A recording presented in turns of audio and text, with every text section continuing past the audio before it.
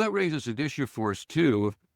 How do you look at the utilization of your customer success managers? How do I know when I'm overloading them? Product like Custify, for example, that gives you a dashboard of what all the CSMs are supposed to be doing and their due dates and all of that.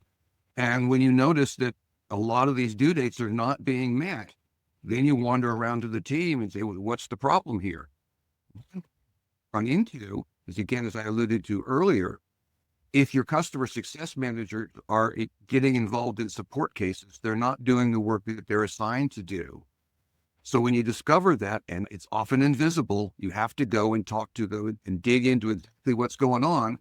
Because let's be honest, if I'm a CSM and I get an important customer in my book that calls me up and says, look, I got a hell of a problem.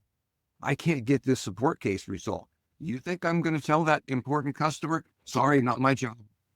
The CSM wants to talk to that customer. So take the opportunity to say, relax. That's why you have me. I'll fix this for you. And so they go and the customer's happy. We have a satisfied, healthy customer. But the CSM at the end of the day looks and said, I was supposed to get 4 presentations done today. I didn't get to any of them. I have to get in earlier tomorrow. And then we start playing games. How long of a day am I going to have? And all of a sudden, what was supposed to be an 8-hour day is now kicking towards 12. It's not sustainable.